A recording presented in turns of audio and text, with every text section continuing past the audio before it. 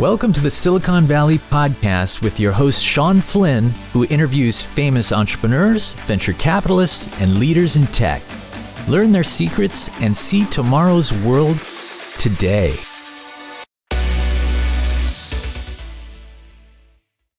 Liesel, thank you for taking the time today to be on the Silicon Valley Podcast. Now, I'm super excited for you to be here. I've known you for years now. In fact, I'm going to do a shameless plug. I'm actually one of the mentors in your organization.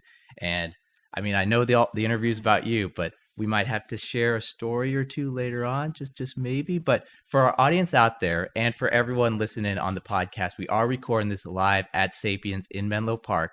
So if you're interested, please contact us for information on future events. But for right now, Liesel, can you tell our audience a little bit about your background and your career up until this point?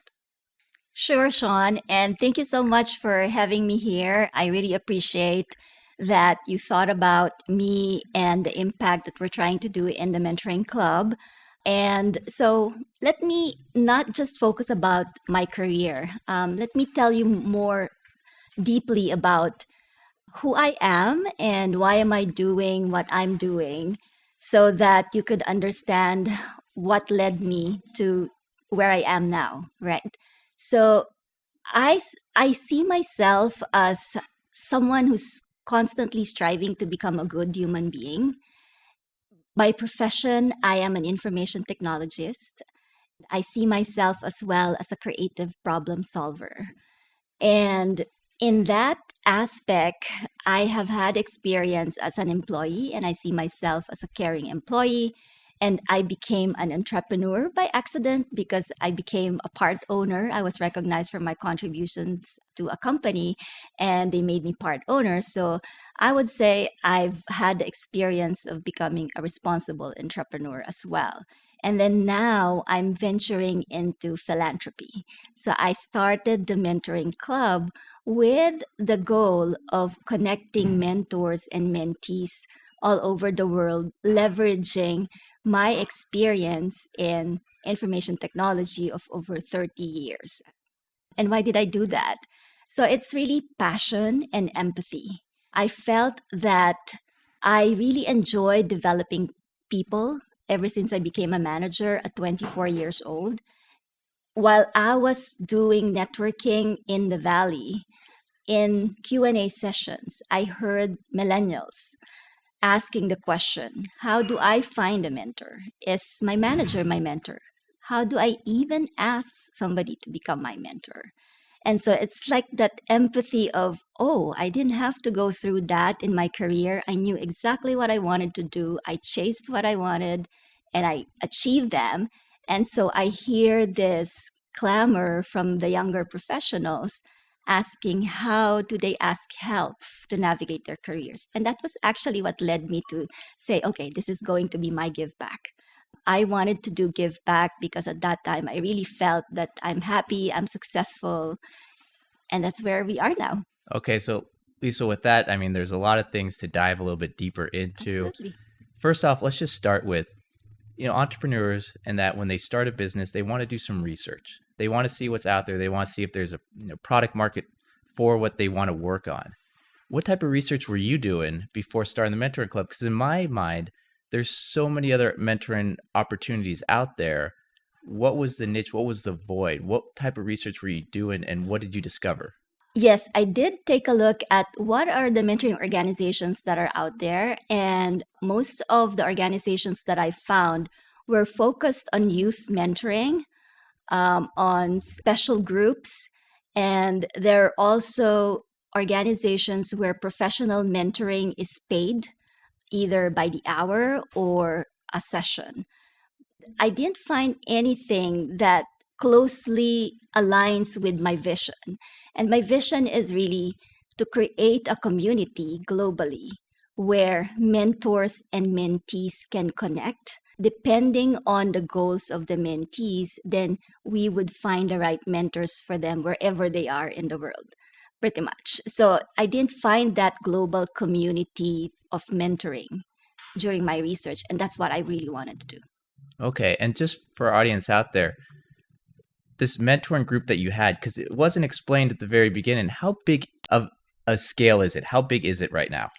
I would say we're still small. But we do have presence in 6 continents and 22 countries right now. Somebody from Singapore actually just signed up yesterday. And so I'm scheduling a session with him next week. We have about 150 mentors and mentees. And you'll be surprised. It's like 60% mentors and about 40% mentees.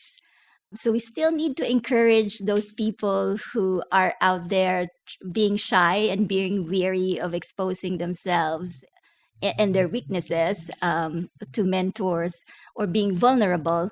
We still have to encourage those ones that are still trying to figure out if they need mentors. Now, going back, you had mentioned something about getting experience.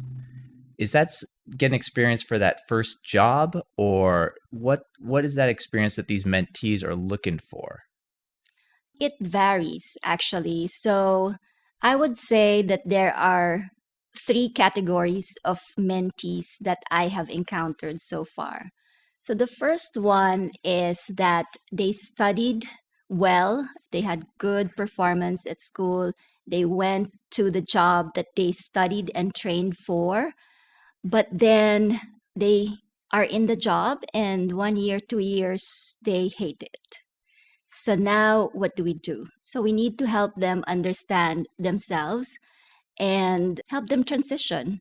In these instances, the mentors that we recommend for them to start with are those who have experience in career coaching. So there's a difference between coaching and mentoring. When you're coaching, you're asking the person to extract the best out of them.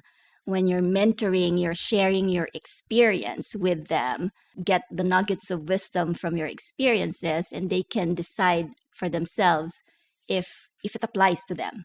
So that's the first category, is people who want to transition. The second category is people who are very sure that they want to be where they are and they have to plan progression of their career. They want to become better leaders and be recognized as leaders. So they're individual contributors, but um, they are just so passionate about what they're doing, and they need mentors to propel them to move forward. The third category is either a young entrepreneur or somebody who really just want to do something, create something. That means establishing a business, right? Corollary to that, there is also mid-career people that have realized that, okay, I'm good with what I do. I think I can create a business out of this, whether as a consultant or as an entrepreneur. So I'd categorize those two situations in the same bucket, because then we need mentors to help them with their visioning, goal setting, and how to establish. We need the network for them to be able to connect with people who have gone that route of creating a business. The mentees, when they're talking to you, when they're asking for the mentors, who they're going to pick, who's going to help them, what are the skills that they're lacking or skills that they're asking for from the mentors? Or when they come to you, what are they asking? Well, it varies. There are those that would like to focus on technical, but majority of our mentees have expressed that they need help in cross-functional skills, or what I call human relationship skills. We also call, traditionally we call that soft skills. But human relationship skills is what I can see that has the most need from our mentees. It's about communication. It's about trying to understand how to relate to other people, empathize with them, and then communicate your thoughts so that that conversation can be productive. So part of that also has a lot to do with self-awareness. We have a mentor or a couple of mentors who are focusing on value development. Who are you? What are your values? And therefore, knowing yourself, you can envision a path that you would like to take in order for you to become happy and successful as a leader. When you're saying knowing yourself, I've noticed here in Silicon Valley, so many people are so accomplished. PhDs from Berkeley, Stanford, And not only do they have a PhD, they have a PhD from one university and an MBA from the other one, Mm. so they can wear two hats at the game or whatever. But at the same time, some people seem very self-conscious about their achievements. Do you ever get those mentors that might have a feeling of imposter syndrome, or entrepreneurs that have that imposter syndrome? Is that a problem in the mentoring circle or not? I think we all suffer some level of imposter syndrome from time to time.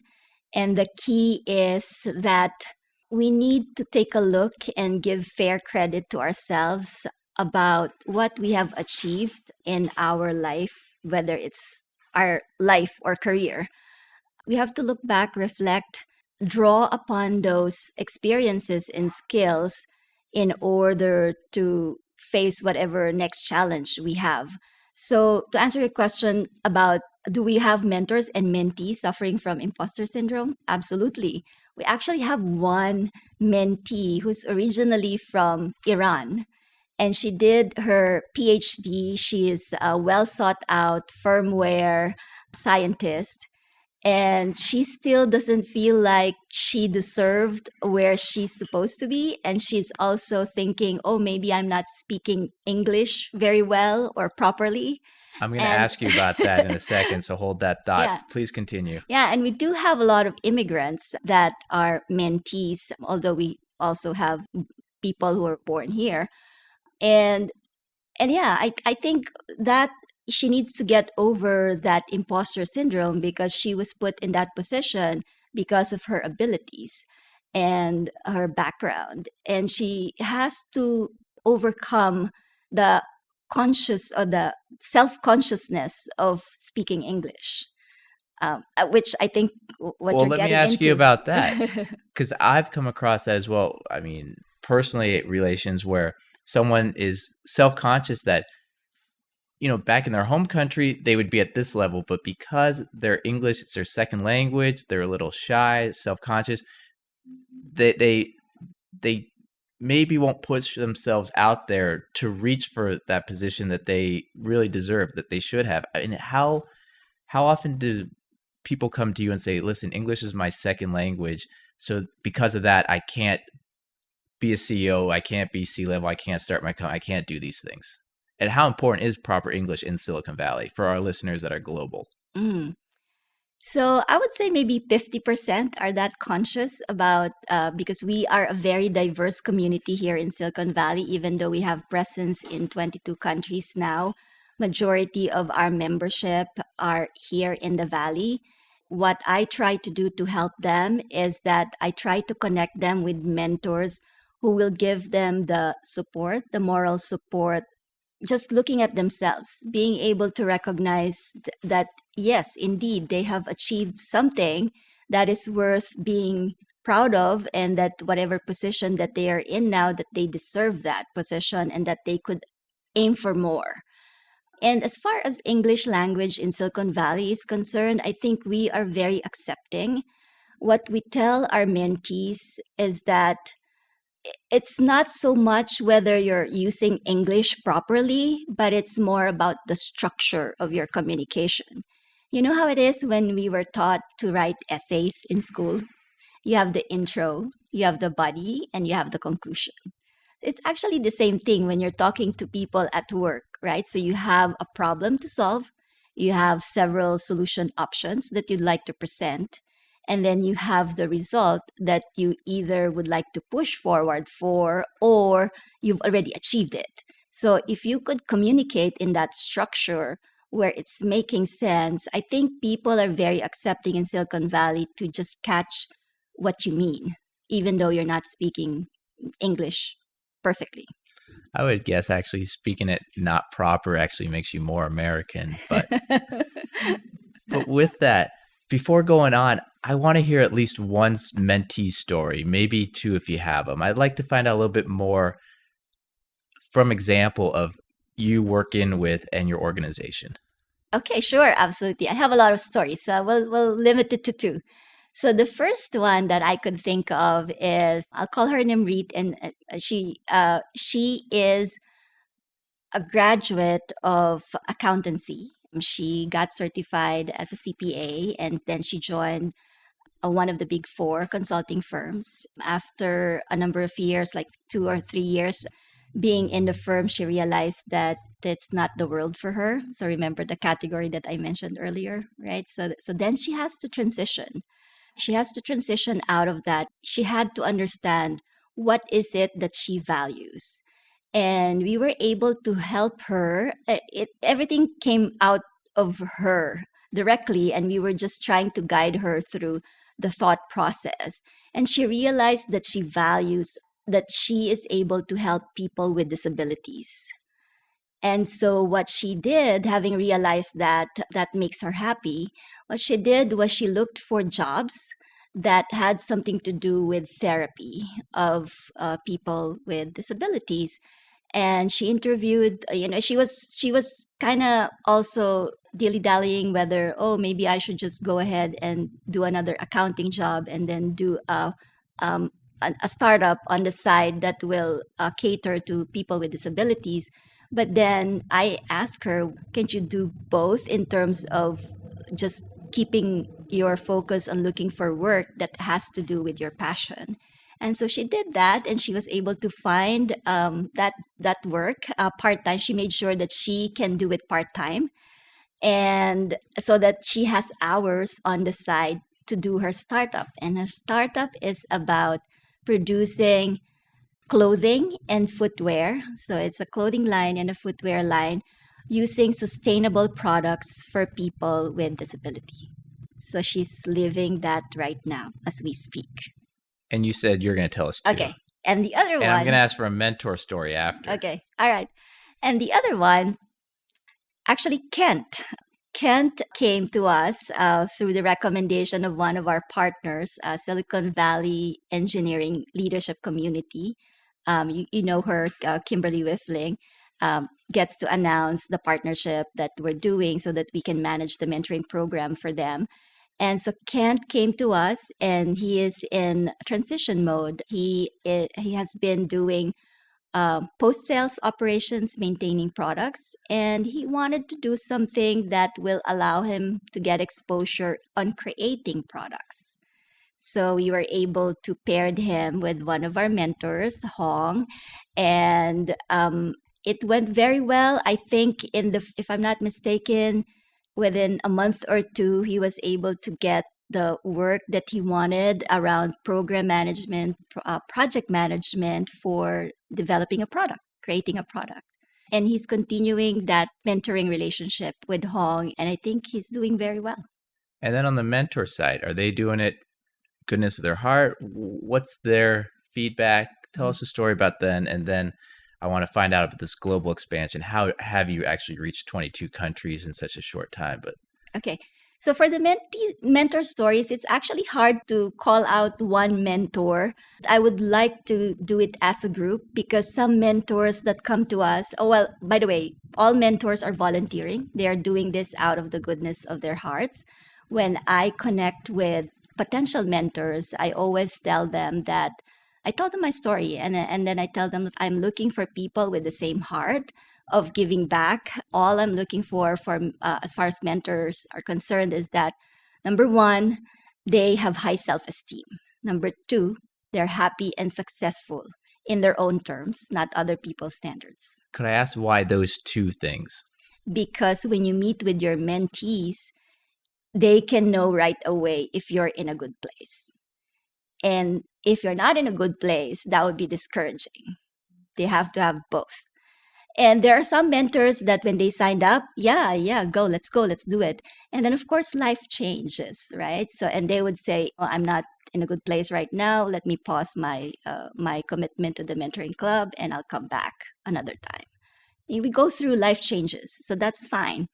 And then the third aspect that I look for in a mentor is that they're ready to give back. They're not getting paid, and the reward that they have for doing this is to see progress in their mentees. Okay, now I have to ask. This is a very young nonprofit, but early you said 6 continents, 22 countries. Many startups, many organizations have a lot of difficulty even expand into a city over. and set up a second location. How have you been able to do kind of this global expansion? Mm. So that's where the creative problem solver and information technologist comes in. When I was setting up the mentoring club, the vision is really that we connect people globally. And therefore, what better way to do that than through a platform approach to mentoring? The next challenge is marketing. How do we get the word out there? I wasn't very concerned about growing fast because as a nonprofit, even when I started it in 2016, I had to keep my full time job and I was doing it on the side. I was doing some validation of my ideas about is this really needed globally, right? So, and then the first year was just focus groups. And then the second year was just trial mentor mentee, connecting mentors from Canada, Australia, India, the Bay Area with mentees here in the Bay Area. And then 2018 was when we launched the platform. And that was when I started fundraising as a nonprofit. The rest of the work that we have done is a lot of word of mouth in Silicon Valley. Globally, it is a combination of word of mouth because I have friends in Europe, in Asia, and also social media marketing, online digital marketing, pretty much. I have been hearing like one of, I can't remember if it was the mentor from Saudi Arabia or if it's the mentee from India, told me, "Oh, I found you in a blog. You were part of the resources article in the blog." And I said, "Can you forward me the blog so that I know how we're getting exposure out there?" So it's really exciting and amazing how we're doing it without much paid marketing. I've been very fortunate to have dedicated volunteers who believe in the vision and they're just helping out selflessly. Do you have any advice for our listeners out there on knowing when something is scalable and knowing kind of the speed or if, if it's going to break or not? When we talk about scaling, and actually, Sean, honestly, that is what keeps me up at night. Because now, okay, now we have commitments in Europe, in Asia, and in Africa. We're starting to have some mentees, and I would really like to be very helpful to that area because we all know they have a hard time out there. And so that's what's keeping me up at night, the challenge of fundraising. How technologically and operationally, my experience of over 30 years gives me the confidence that I can execute. I have the vision and I can execute, but the resources of funds, just getting it there. I guess that's every entrepreneur's um, dream is to have enough, funds to just execute on the vision. Well, I have a question there with this vision, with the growth, and I mean, even well funded, Fortune 100s, Fortune 500, these companies with almost unlimited resources, they have problems with communicating from department in different countries or even, West Mhm. Coast, East Coast. How are you managing it, communicating cross borders with almost nothing? You have to be able to invite or attract people to your community who believe in the key purpose of what you're doing. And for example, if we're able to attract mentors that believe in giving back and that find joy, and they find joy in just seeing people progress as effective, happy, and successful leaders, if we're able to get to that culture of having a common purpose and then building up that culture such that communication becomes one of the key values within the organization, where I think communication is where a lot of the successes come from, and that's where a lot of the breakdowns come from as well. So, in the mentoring club, we try to make sure that people understand the values that we would like to see in the community as we grow. We have core values, three of them: trust, leadership, and community. And then, so we call those umbrella values. And under trust, we have integrity, honesty, commitment. And under leadership, we have vision and execution. Under community, we have humanity, contentment, and family. So if people are coming into the organization, embracing those values and developing the culture that, you know, resonates around those values, I think communication could be much, much improved because we are looking in the same direction and applying the same principles on how to get to that direction. We may think differently, and we should be thinking differently. We should be challenging each other so that we can find the best solution. Core values, if you have that in an organization, that will allow for a more effective communication wherever you are in the world. There's one value that you said that actually stuck out to me, which I don't think I've heard really anyplace else. You mentioned family. How did family end up as a core value? So when I was looking at the balance of life, right? So we talk about work-life balance. I'm one of those who would like to look at it as work-life integration or just life, pretty much. There's just one life. It's composed of work, family, friends, leisure, whatever. And so the reason why I put family there is I believe that when we have the people that we love and who love us close to us, supporting us, whether we're successful or not successful, that is the support system that keeps us appreciative of what we have. Without that, and family doesn't really just mean blood relations, right? To me, family is anybody who love you and support you for what you're doing, and they understand your dreams, and they're supporting you for that's how I would define what family is in that context. And right now, your organization puts on weekly events online on all different types of topics. Can you tell us some of the topics and some of the maybe aha moments or some things that have been talked about that have really made an impression upon you? Absolutely. So we do have events. We have Mentoring Matters talks on a monthly basis where we feature our mentors and expert speakers around leadership, communications, emotional intelligence, personal branding, networking, and such topics, leadership topics.